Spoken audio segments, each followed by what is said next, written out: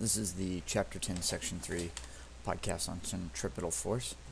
The centripetal force of an object depends on the object's tangential speed, its mass, and the radius of its circular path. So, we're talking about an object that's moving in a circle, and this is important. The object still undergoes acceleration. And why? Is it going faster? Even if it's going in a circle and its speed isn't changing, its direction is always changing. We know that is definitely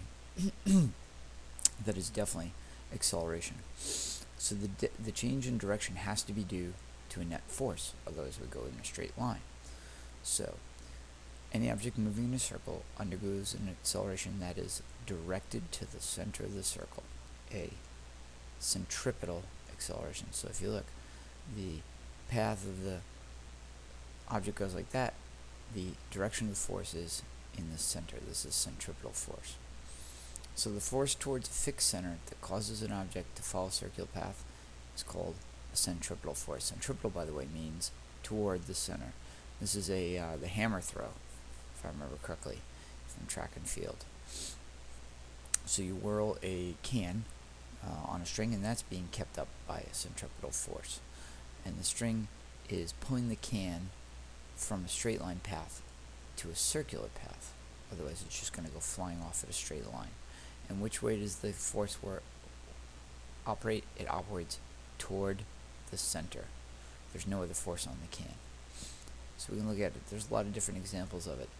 This is the moon is held to kept in a circular path by gravity from the Earth. And if you're looking at an electron, here's an electron in a atom. An orbiting electron is held to the nucleus because the negatively charged electron is attracted to the positively charged protons in the nucleus. So anything that moves in a circular path is being acted by a centripetal force. So here's another look at centripetal force. Here we have a roller coaster, and you can see the inertia of this path of cars is actually in a straight line, but the centripetal force is acting on the cars to keep it in the center. And this force is going to act at a right angle to the path of the moving object. When we think of the path of the moving object being this way, the centripetal force is operating that way, we have a right angle. So, and let's talk about a practical purpose when we have a car. If a car is going to go around a curve, there has to be some friction to provide the centripetal force. It's actually the tires of the car on the road that's applying the centripetal force that keeps the car going in a curve. So if it's not, force of friction isn't great enough, you're going to get some sliding, which you see right here, the car's fishtailing. Now this is an interesting thought. When you put clothes in a washing machine and the washing machine goes in the spin cycle, you're not actually pulling the water out of the clothing. You're actually spinning the drum around. There are holes in the drum. The water's just flowing out, which is what it's supposed to be, and you're actually pulling the clothes out of the water, not pulling the water out of the clothes.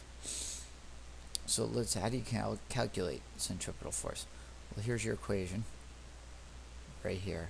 And centripetal force depends on three things: the mass, the speed of the object squared, and the radius of the curvature, or how tight the turn is. And here is the equation for it. And once again, it's a force, so we measure it in newtons, and everything else is measured in the usual. Mass is in kilograms, velocity in meters per second, and the radius of the turn is going to be in meters.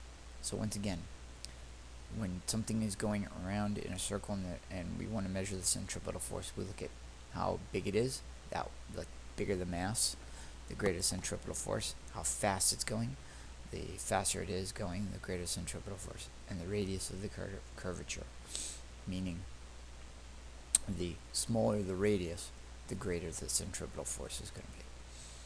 And this is just a demonstration of centripetal force on when you have a pendulum that's going around in a circle, and you can sweep that a cone, and you can see here that there's a vector T, which is the tension of the wire holding the ball on the string.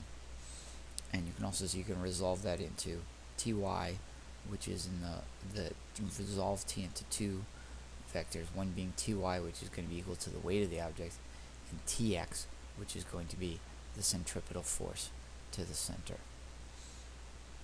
Alright? So, a couple other things.